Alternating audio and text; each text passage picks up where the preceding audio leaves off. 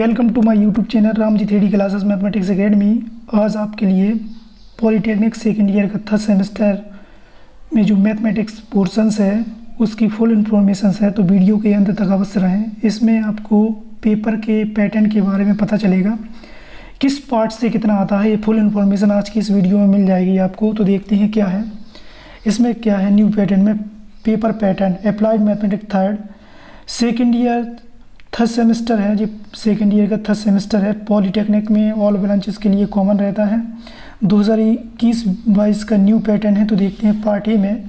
Part A में क्या होता है, पार्ट ए में आपके 12 क्वेश्चंस आते हैं, हर एक क्वेश्चन 1 मार्क्स का रहता है।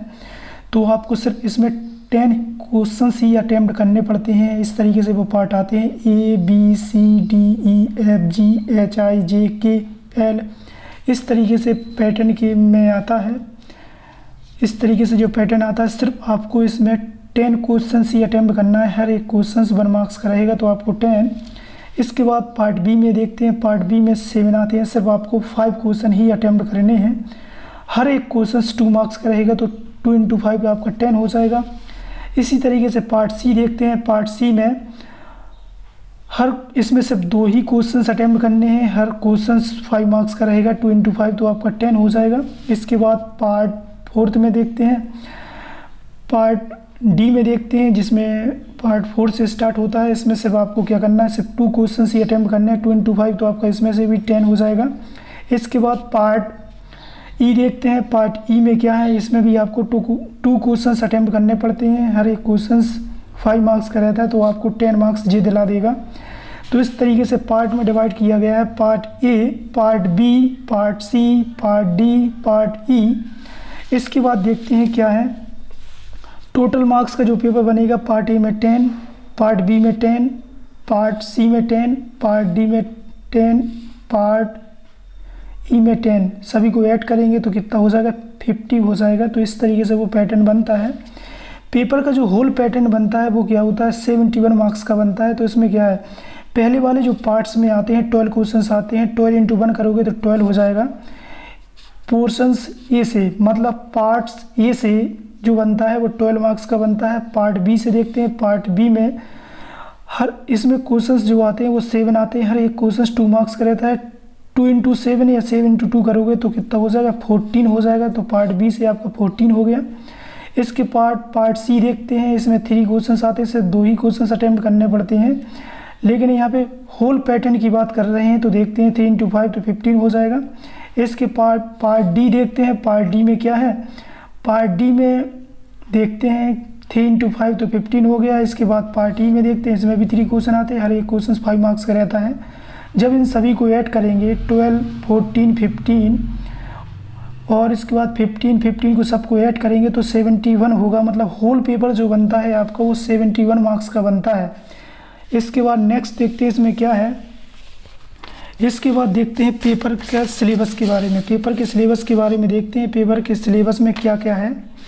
इसमें देखते हैं अप्लाइड मैथमेटिक्स थर्ड में सेकेंड ईयर का जो थर्ड सेमेस्टर है, इसमें देखते हैं पहली जो यूनिट होती है वो आती है मैट्रिक्स। मैट्रिक्स में जो मैक्सिमम नंबर के जो प्रॉब्लम्स आती है वो 15 नंबर की ही आती है, मैट्रिक्स यूनिट फर्स्ट में। इसके बाद जो यूनिट बी है वो है डिफरेंशियल कैलकुलस। इसमें मैक्सिमम जो नंबर के आते हैं वो आपके 10 मार्क्स का ही आता है, 10 मार्क्स। इसके बाद जो यूनिट सी है, इसमें डिफरेंशियल इक्वेशंस में से भी 10 मार्क्स का आता है, डिफरेंशियल इक्वेशन से भी क्या आता है, 10 मार्क्स का आता है। इसके बाद देखते हैं यूनिट डी इंटीग्रल कैलकुलस, इससे भी आपका मैक्सिमम नंबर का जो आता है वो भी आपका 10 मार्क्स का आता है। इसके बाद यूनिट देखते हैं थर्ड, इसमें क्या है, प्रोबेबिलिटी एंड स्टैटिस्टिक्स है। इसमें देखते हैं इसमें जो पोर्शंस बनता है, इसमें से सभी को जब यूनिट्स को ऐड करेंगे तो ये भी क्या हो जाएगा, 50 हो जाएगा। तो मैक्सिमम नंबर का जो पेपर आपको करना है सॉल्व, वो आपको 50 का ही करना है, लेकिन इसमें आपका क्या है, 21 मार्क्स का एक्स्ट्रा आता है। तो इस तरीके से आप पेपर का पैटर्न समझ सकते हैं कि अब इसमें कितने चैप्टर्स हैं वो भी देखते हैं, हर यूनिट में कितने चैप्टर्स उसके बारे में देखते हैं क्या है। तो इसमें देखते हैं कि हर यूनिट में कितना क्या है। तो इसमें देखते हैं हर यूनिट में कितना है। मैट्रिक्स में देखते हैं कि जो मैट्रिक्स वाला पहला पार्ट्स होता है, इसमें आपके जो चैप्टर्स आते हैं मैट्रिसेस, तो खुद ही चैप्टर से एक तो देखते हैं। इसके बाद इसमें चैप्टर्स नंबर 2 आता है, एलिमेंट्री रो कॉलम आता है जिसे ट्रांसफॉर्मेशंस भी बोलते हैं, जो चैप्टर 2 में आता है, मैट्रिक्स के अंदर ही है ये।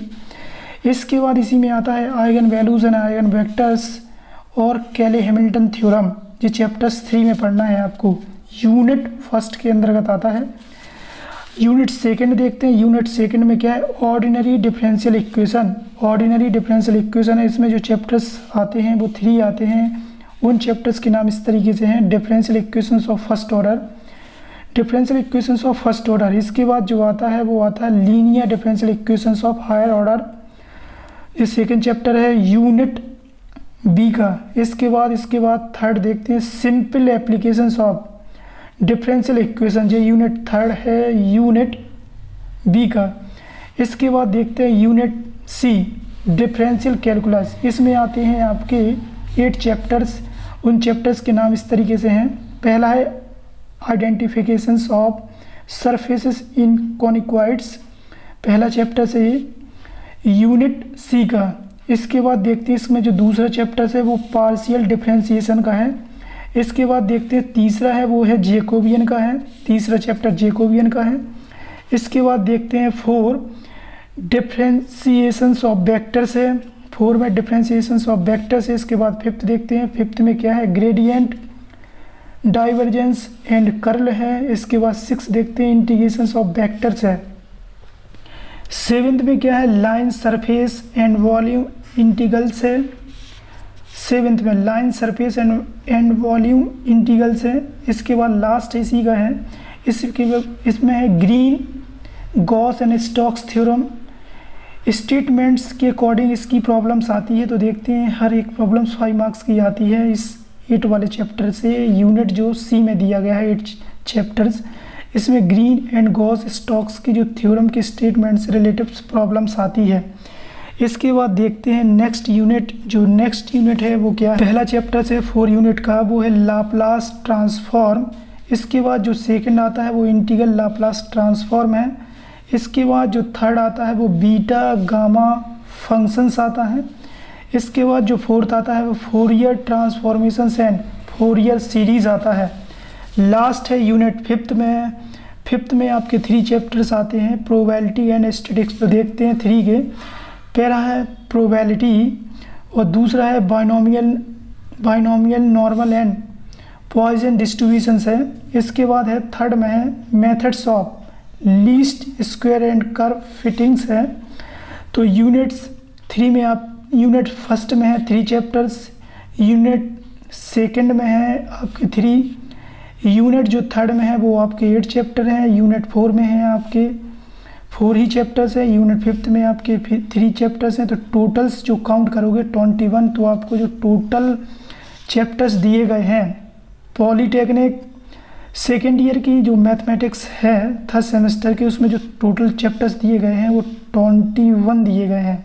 लेकिन इसमें एक कंडीशंस और है, हर बुक में चैप्टर्स कम भी हो सकते हैं और ज़्यादा भी हो सकते हैं। कभी कभी 2 चैप्टर्स को एक साथ कंबाइन कर देते हैं।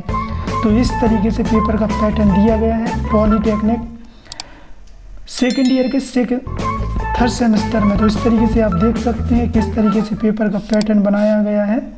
तो थैंक यू सो मच।